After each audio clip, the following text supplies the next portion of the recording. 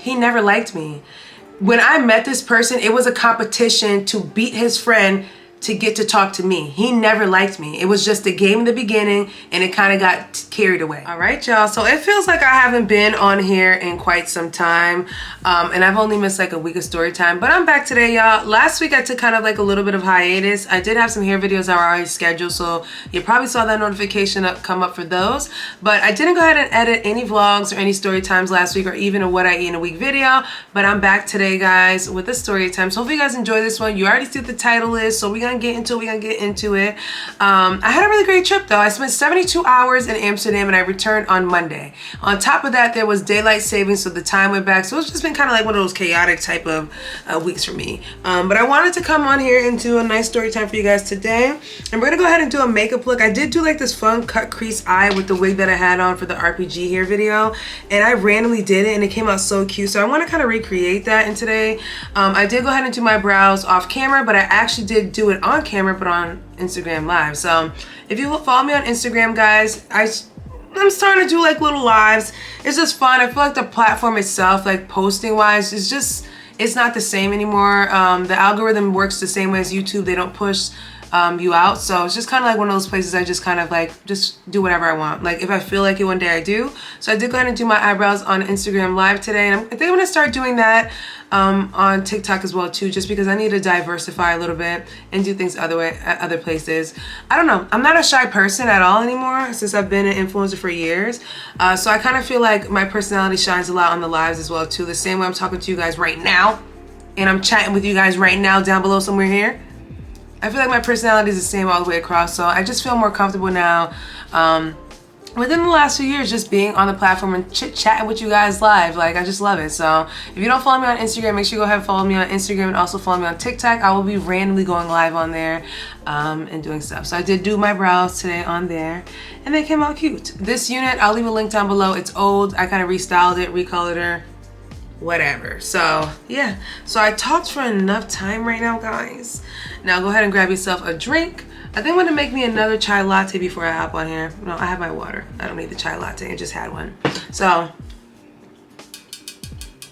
grab yourself a drink and a snack, and let's jump into today's story time. Let's do the story time today because this is actually kind of like coming up around the time that I met this person about, let's see, it was about 2016, I think it was, and it's 2025. So about 9 years ago when I met this person. Do you guys see how many years have gone by? It's been 3 years since I was able to escape the situation, and I'm so happy that I've gotten over that. And again, a person like me, I'm only able to talk about this now because I'm over it. So it's just so nice and refreshing to be able to tell these stories and just to, you know, kind of, you know, reflect and move on. Like, I just love it. So I decided to do the story time today again because it is coming around the time that I actually first met this person. Now, shout out to Taya. Her birthday's coming up in a few days, and I met this person when we were going out in the city for her birthday. I forgot how old she was turning. I think she was turning, she would have to been around like 25, like around 25 around this time. Almost like 26 or something like that. No, she was turning 26 around this time, or 27. 26 or 27, 26 around this time. So we ended up going out to the city. This was when I was living in Connecticut. So we ended up going out to the city. Now, I don't know if you guys know, like, it was really hard back there finding like good like hip hop clubs in the city. Now, the most common hip hop club that, you know, we used to go to as a group was either Taj, or what was that other place that everyone used to, Webster Hall. Webster Hall. To all my tri-state area millennials, please tap in if you guys remember Webster Hall, and if you guys remember like Taj. Another place that we used to go to heavy was Katra, and recently, I think last year, Katra shut their doors just because like business slowed down. Like, y'all remember going to clubs in the city used to be lit? Like, me and my friends usually used to take the train, or we used to actually drive to the city. Like, one person drove there and one person was sober enough to drive back. Like, that was our thing to do back in like the kind of like the mid 2000s, early 2000s. That was kind of like the thing that we used to do. Now, a of course, Taj is located in Manhattan, so it was kind of like one of those kind of popular like hip hop clubs, like, you know, they promoted it a lot on like Hot 97 and stuff like that, so we always wanted to go. So this was our first time, and this is Taya's, again, was her 26th birthday, so we were like, you know, let's go out there and let's do what it do. So we were super excited. Everybody got dressed up. We actually ended up getting a hotel in that area, so we didn't even go home that night. We actually stayed at a hotel in the area, and I remember that night we were having such a great time, y'all. When I tell you the music was jumping, if you've ever been to Taj, you know exactly what I'm talking about. Like, that is like one of, other than like the 40/40 club, but if you're like a youngin and you're going out clubbing, Taj was the place to be. So around this time, I actually was dating someone, and you know, I wasn't like really interested that much. You guys know this was the dude that was like cheating on me at school with somebody else the entire time on me. And at that time, I wasn't, you know, like we weren't really communicating that much or anything like that, but I was, you know, I was still with somebody, so I wasn't really interested in like trying to seek anybody around that time. Now, I'm not gonna lie to you guys, I always had like this like stupid girl fantasy where I like, oh, I definitely want to meet like a New York dude. I want to be with like a New York dude, see what that's kind of like, because I've kind of like in the past only dated people from Connecticut, and if you're from Connecticut, you kind of know what you're gonna get out here. In Connecticut, it's either the dudes like us, my color, they tend to date people outside of their race, and I come from a city that's kind of, I'm from Fairfield County. I live in Fairfield County, so in that area you get kind of more of like the black dudes that just like to date like the Caucasian or other race woman, because that's just what it is. It's more of that kind of like that fetish out here, I guess. I don't know. I'm telling you, that's just what it is out here. So when you date people out here, you get your variety or your options is kind of limited because they're not looking for you. And I knew that straight up when I was growing up. Like, these dudes ain't looking for me or whatever it is, right? So I've always had like this like little fantasy, like, oh, I want to meet a city dude. And because, you know, I always thought and dreamed about like living in New York. So I was like, oh, that'd be a good opportunity. I can meet a dude that lives in the city already, get the connection there, and kind of like move on from there. So that was always in the back of my head. Again, this was not what I was going out there for. That wasn't my intention. But I was like, you know, if a dude out there kind of swinging it to me or whatever, and he's, you know, he's decent or whatever I thought back then, because I feel like my standards back there were very, very low. I had low standards when it came to men back then. Like, I'm gonna be completely honest. Like, I had no standards or very low standards when it came to picking a partner back then. I chose the worst of the worst. Like, the people that I dated, we never matched. Like, you could see, like, the people that I dated, it didn't look like we were together. Like, it didn't look like we were supposed to be together. You gotta get what I mean?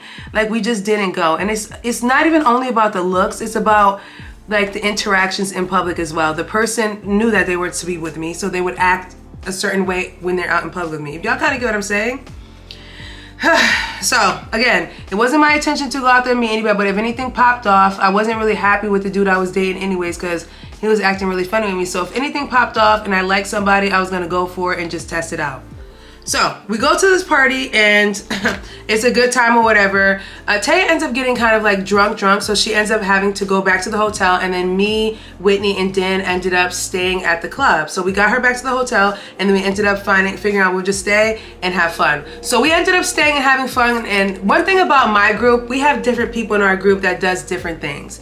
Now, Whitney, I love Whitney to death. You guys have met her. She's gone on all the trips with the gays. I call it the gays group, even though Whitney's not gay or Tay is not gay, but the gay group. So y'all seen Whitney before. Whitney's like a short one. Now Whitney, one thing I love about Whitney, back then in our early 20s, when I tell y'all we were able to get into anybody's VIP, we were able to take somebody's bottle. We were able to do a lot of stuff because Whitney was the one that was the approacher. She knew how to swindle, she knew how to get it, and that's one thing I love about her. Everybody, I know I'm not saying this by myself, I know everybody had one of those friends in the group that could get what they want, and Whitney is that girl. So when we go out, we let her go, she surfs the area, she finds a lone sucker and wheels the sucker in. And let me tell you, you need one of those in your group. Ladies, my young girls out there, you need one of those in your group, and if you're that girl, do it, but don't get caught up. So she was excellent at doing that, and me and Dan were just hanging out, just, you know, dancing. It was getting kind of late at that point, and we were just kind of like, okay, we need to find a table to kind of like sit at or whatever. Again, young girl shit, but I recommend it. Take it. Take what they got. Stop playing and take it, okay? I'm telling y'all to do it. Anyways, so at that point, you know, our feet were hurting. We're like, oh, we need to find a table to go, you know, coast at. So around that time, I realized that Whitney had gone missing. So Whitney gone missing, and we're just sitting there like, okay, where's she at? She comes around maybe like 30 minutes later, and she's like, hey guys, come on, I got somewhere for us to sit. So me and Dan, we go like, okay, we're gonna go. So we go together, and we end up at this table at the corner of the club, like right where the bathroom is at. You know where, if you remember how Taji, there's a bathroom all the way in the back, and there's like a booth, and then there's two booths that separated. We sat on the booth to the right of the door.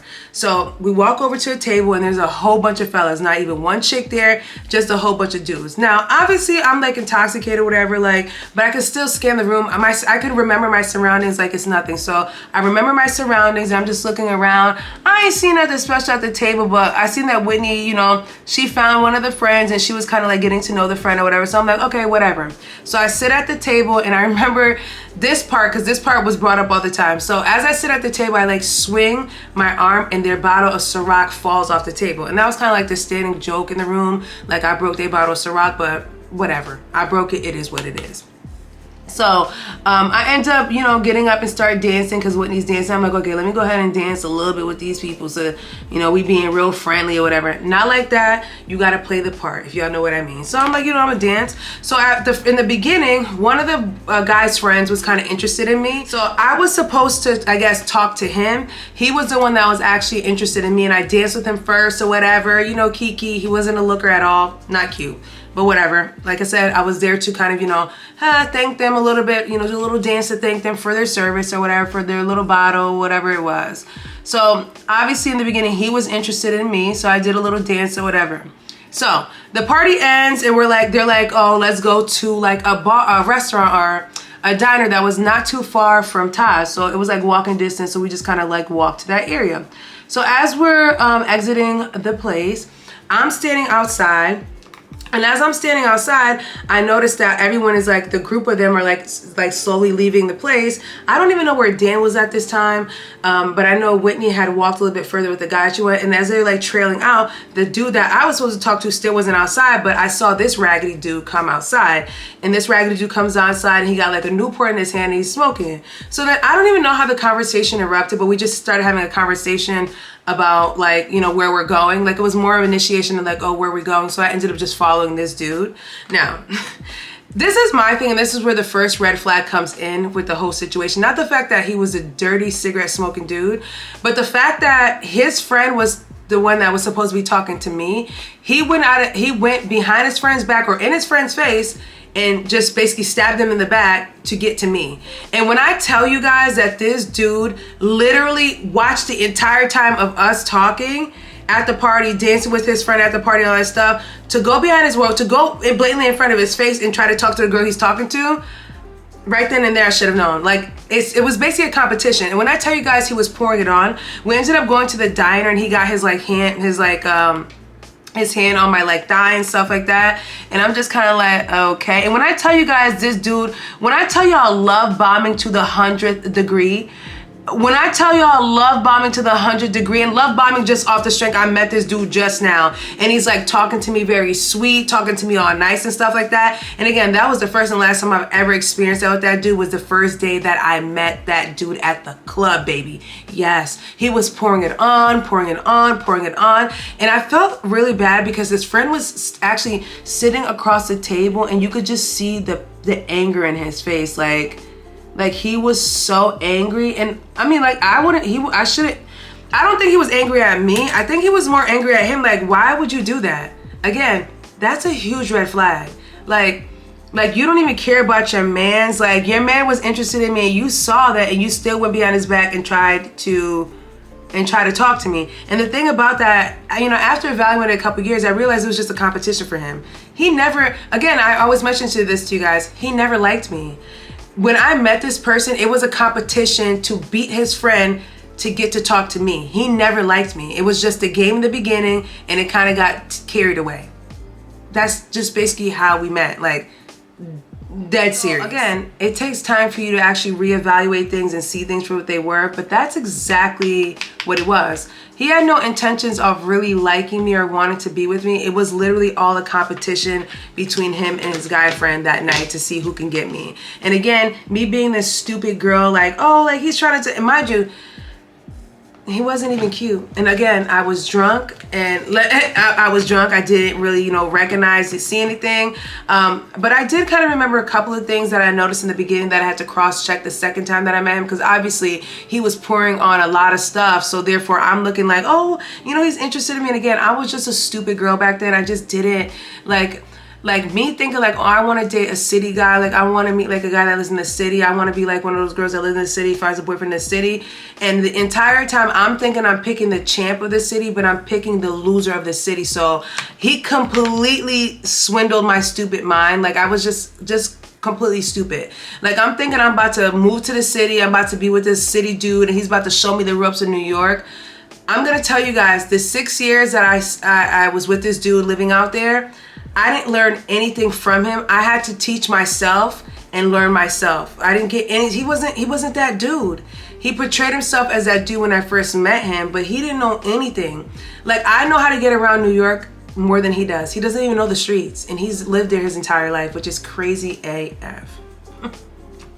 So a few things that I noticed when I first met him, the entire group of guys that he was with that night, they were all dressed really nice. Like when I tell you nice, they like literally put effort into their looks. And you know, a lot of his friends were like, they kind of like think about stuff like that. Like they were raised kind of like I was raised, so they knew they couldn't come outside looking like rags to riches. They had to come out and dress the best. So that was one thing I noticed initially. Like all of his friends were dressed to the T except him. He had like this dingy striped button-up shirt that looked like it was raggedy and old, something that he's had for years. He had something like that on, and then on top of that, he had like shoes that were just like really bent up and literally looked like it was a work outfit that when I started dating this dude, I realized that he only had like maybe 2 or 3 work outfits that he rotated. Like he rotated 2 pairs of pants 5 days a week and rotated 3 shirts 5 days a week. So that's after, dating for a while, I realized that that's what it was. He was literally wearing his work clothes out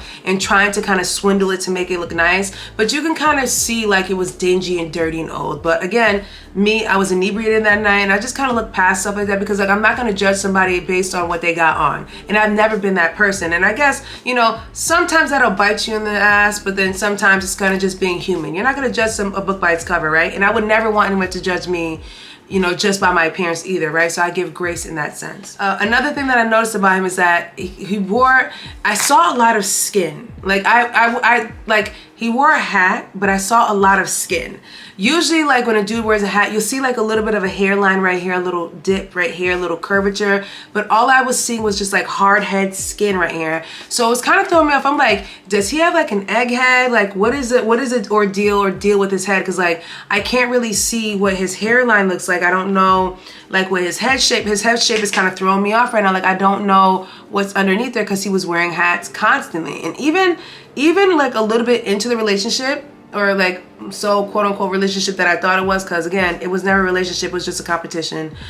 He still never showed his hair until a while into us, building into some type of fake relationship. He eventually showed the receding hairline. So in the beginning, I couldn't figure it out. And I remember me and my friends kept saying like, yo, does he have hair? Because I think they all remember too. They were trying to figure it out too. Does he have a receding hairline? And I could never figure it out whether he had it or not because he wasn't showing it to me. And then eventually I saw it and I was like, yeah, dude ain't got no hair. So again, it was a drunken night. And I was like to myself, okay, I met this dude at the club. He's from the city.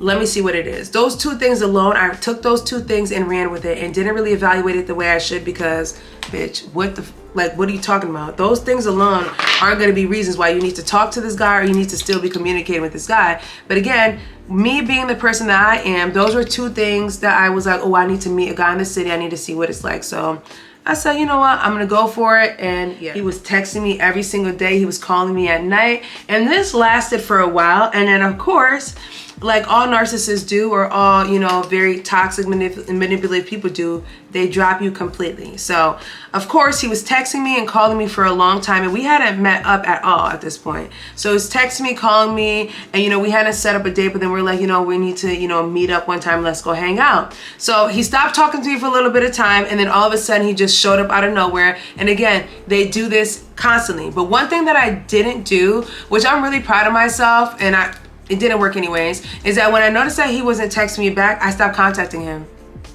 Like, I'm not gonna contact you. Like, you're like, okay, like at that point I already had a roster. This wasn't my man, so I had other people to talk to, so I really didn't care about him in that sense. Like, I still got my roster. You're just another figure here. But again, he love bombed the hell out of me in the beginning. So of course, I did miss the calling, the talking, the constant texting. And that's how they play their game. They really pour it onto you, strip it away, and make you miss them, so that you're gonna, you know, if they come back to you, you're gonna jump right into it because you missed that attention that they give you. Y'all, when I tell you those motherfuckers are so crafty, they know exactly what they're doing. They know exactly what they're doing. And they know once they hit you up, you're going to go right back to them because you crave that attention that they gave you. And I was craving that attention. Around that time, the person I was dating wasn't giving me that attention. So I was like, okay, like, this would be the perfect opportunity for me to break up with this guy and move on and try something with this guy, which is stupid. Again, I shouldn't have entertained this guy in the beginning because he was love bombing me and then completely stonewalling me. And again, back then I just thought like, okay, like he don't want to talk to me no more. And I was fine with that because I was already talking to other people, so I didn't care. So he goes back and messages me again, and of course I drop my vulnerability and I decide like, okay, I'm gonna talk to him. We set up a date to hang out. And again, me being the person I am, I'm trying to give grace to people, so I didn't really see I didn't want to be a judgy person. I wanted to give this person the opportunity to show me who they were, you know, so I just went along with things. So when I first met this guy, I ended up going to I met him in the city and went to his house. Obviously I had my sisters and everybody, they had my location just in case anything happened because I didn't know this man like that enough to trust him. So I definitely had my location set. I was on the phone with my sisters. I told them where I was at, sent them the address, just in case anything happened, that they would know where I was at. So the date he set up was for us to go to a paint and sip. Now the paint and sip, this was like, I think, was this the first time? This probably was like the first time I did a paint and sip. I was actually the one that found the place and he was the one that, you know, booked it on that kind of stuff. So again, me thinking I'm about to meet this dude from the city, it's about to be like a fun, you know, experience. We're gonna have like a fun New York experience. Again, I'm thinking I'm meeting somebody that knows, that has connections in the city. I don't know why I thought that. The dirty shirt and the dirty pants and dingy shoes should have told me something the first night I met him. But again, I give people grace. I'm not gonna judge a book by its cover. I'm gonna let you show me what you got, or show me who you are, right? And back then I was just very forgiving. I was just a very nice, forgiving person, like a really nice, like, you know, giving everyone chances when I should have just said no. But again, I had no guidance back there. Nobody, who's gonna tell me? My mom, was my mom gonna tell me, oh, just no, like, y'all know. I had no guidance back there, so I was just basically testing the waters and seeing what happened, which again, that's why I do these story times, so it doesn't happen to you young girls, you youngins. Like, if they show you the first time, just go with that and go. Like, don't make the same mistakes that I made, right? So I meet the guy at his house. Obviously he doesn't have a car. People in the city don't really have cars like that. I mean, some people do. I'm not saying everybody in the city doesn't have a car, but majority of the people don't have cars because public transportation makes the most sense in New York. So you gotta figure it out. So I knew he didn't have a car. I'm from Connecticut. I have a car. It's a thing in Connecticut to have a car. You have to have a car here, you know? So I met up with him. We decided to go ahead and go to the place. So obviously I drove. So when we get to the place, the first thing I notice when he comes out the house is that for someone that's taking you on a first date, this person literally put zero effort into looking anywhere decent or impressive at all to me. Now, again, I wasn't being a judgy person. I was just thinking, okay, like maybe like he just wanted to be himself. It's just stupid, like, when I tell y'all dumb excuses, like stupid excuses, like, oh, like, you know, like maybe he just wanted to have like a chill night or whatever. This dude came out with some dirty sweatpants on. He came with some lopsided sneakers, like Nike sneakers that looks like he wears like to, you know, stand on the block. They're kind of like leaning a little bit. And then like just a hoodie. And then of course he had like this dirty baseball cap on, like like the outfit that he picked for the first date, which I'm thinking a first date is gonna be we'll go to like a restaurant. Even if we're like a first date outfit's like a casual look. You wear some pants, a nice pair of sneakers, a nice t-shirt or button-up polo, something real casual, like a nice jean jacket on top, something clean and crisp, right? That was my idea of a first date look. I went in there looking really cute, trying to be impressive or whatever, and this guy comes out looking like a lazy bum. I low-key was just kind of like, okay. But again, he never liked me. This wasn't, he was just going about, he was just trying to feed me into this like trap or whatever it was, and he knew that I wasn't gonna say anything, that he already wheeled me in because of the fact that I responded to him after he ghosted me. So, of course. So he comes in there, he shows me who he is. He goes in there with his dirty outfit on, shows me that he's not getting dressed up to go on no date with no girl that he met, the girl that he didn't even want in the beginning. So, again, went out there, looked really dingy. Again, wasn't showing his hairline, but again, I discovered short after that he had a receding hairline. He had absolutely no hair at the top. So again, went and did all that, came there looking real dingy and dirty, and of course I gave grace. I gave so much grace. Like, and the thing about that is, this is why I tell y'all don't give grace to these dudes.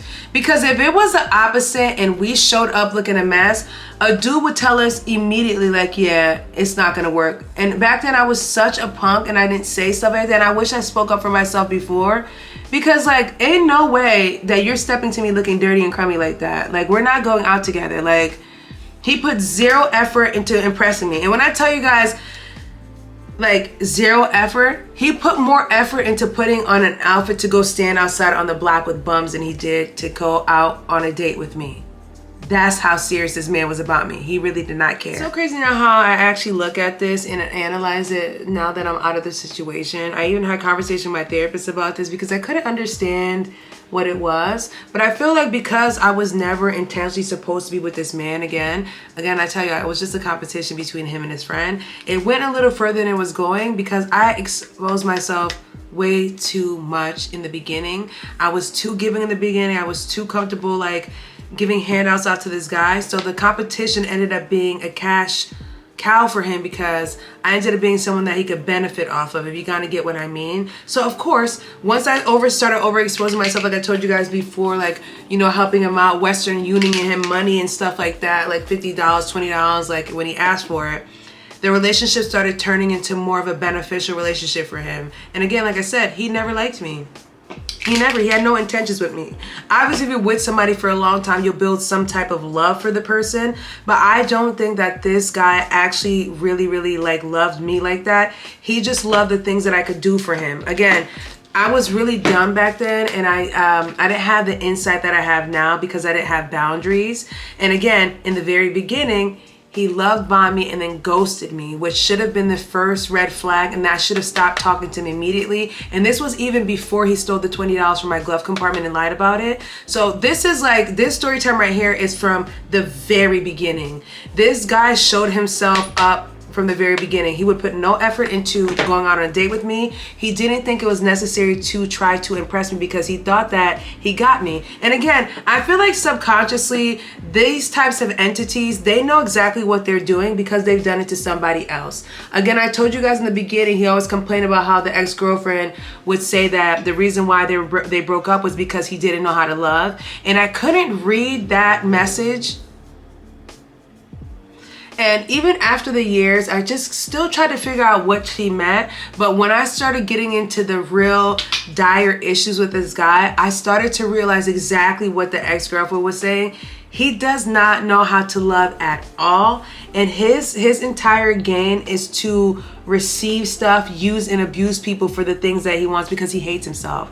So it took me a while to understand that. And that's why I don't really blame the person for anything that they've done. It's because they don't know any better. They've always been in survival mode their entire life. So when they're in survival mode, they only know how to hurt other people to get to the next level. And I was operating with somebody like that. And again, in the beginning, showed me that he had absolutely no real interest in me, but he would do whatever it took to get what he wanted from me. So, y'all, again, red flags were there from the very beginning. Even the like competing with your friend. This is supposed to be like one of your boys. Why would you do that to your boy? If you see him talking to some girl at the bar, regardless, the friend wasn't cute. There's nothing gonna come out of that, but the devil always knows how to work.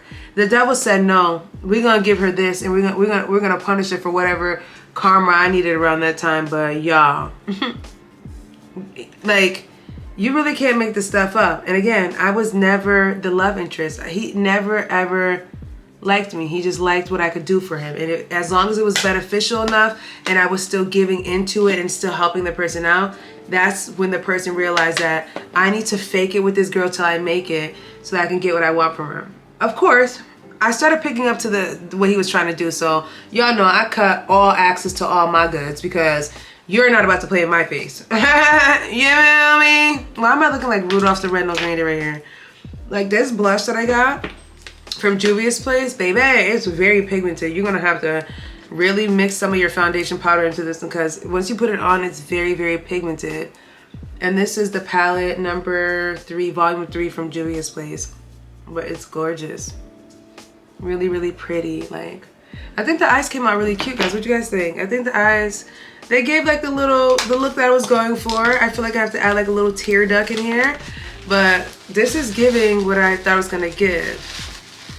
So yeah, this story time today again brings me back to the story time just because this is literally the time that it happened. And again, I was thinking about Tay because her birthday's coming up like in, her birthday's in 2 days? No, her birthday's in 3 days. So it literally happened on a Saturday night while we were in the city when I met this dad. And again, I'm not gonna blame the fact that I was intoxicated. I'm just gonna say it played a little part in there. But again, even when I had this sober mind when I went to go meet this guy, I should have stopped talking to him right then and there. Like I should have stopped talking to him. Like we weren't on the same level. And again, I had this notion in my head that, oh, don't judge this person, just let them, like let's see what they can do. And again, I feel like a lot of times in all the relationships that I've been in, I've been missing like affection, like real love and affection, like someone that actually likes me. Like I never ever got that in any of these relationships. And again, like I told you guys, we already know I didn't get in this one because I was never the intended target. Like I was forcing this man to want to like me when he didn't like me to begin with. Like I was just a lick for this dude. But the greatest lick is me getting my lick back on him. So at the end of the day, a win is a win, babes. A win is a win. Because God don't like ugly. Karma's always going to come for you. So